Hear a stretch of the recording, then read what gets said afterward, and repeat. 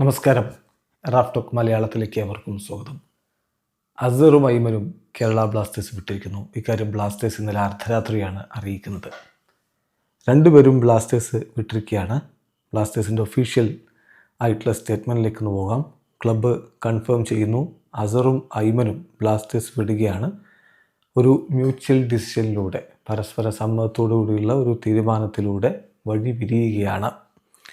രണ്ട് പ്ലെയേഴ്സും എക്സ്പ്രസ് ചെയ്തിട്ടുണ്ടായിരുന്നു അവരുടെ ഒരു ഡിസയർ, കരിയറിൽ ഒരു പുതിയ ഡയറക്ഷനിലേക്ക് പോകാനുള്ള ആഗ്രഹം. അതുപോലെ തന്നെ ആ റിക്വസ്റ്റ് ക്ലബ്ബ് കൺസിഡർ ചെയ്തു, അത് അംഗീകരിക്കുകയും ചെയ്തു.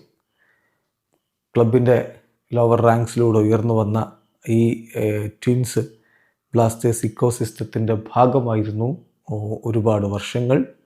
തീർച്ചയായിട്ടും testament to the club's commitment to nurturing and providing a platform for young promising talent എന്ന കാര്യം കൂടി അതിൽ എടുത്തു പറയുന്നുണ്ട്. യുവതാരങ്ങൾക്ക്, പ്രോമിസിങ് ടാലൻസിന് വേണ്ട വിധത്തിലുള്ള സഹായങ്ങൾ വളർന്നു വരാൻ നൽകുക എന്നുള്ളതിന് ബ്ലാസ്റ്റേഴ്സിൻ്റെ കൃത്യമായ വ്യക്തമായ തെളിവാണ് അസറും ഐമനും. ക്ലബ്ബ് അവരുടെ ഈ ഒരു ഡെവലപ്മെൻറ്റ്സിൽ പങ്കുവഹിക്കാൻ കഴിഞ്ഞതിൽ വളരെയധികം അഭിമാനം കൊള്ളുന്നു.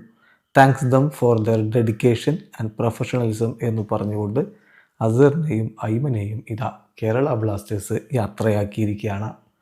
ലക്ഷദ്വീപ് സ്വദേശികളായിട്ടുള്ള അസറും ഐമനും കേരള ബ്ലാസ്റ്റേഴ്സിൻ്റെ യൂത്ത് സെറ്റപ്പിലൂടെയാണ് വളർന്നു വന്നത്. 2022 മുതൽ കേരള ബ്ലാസ്റ്റേഴ്സിൻ്റെ സീനിയർ ടീമിലും അവർ കളിക്കുന്നുണ്ട്.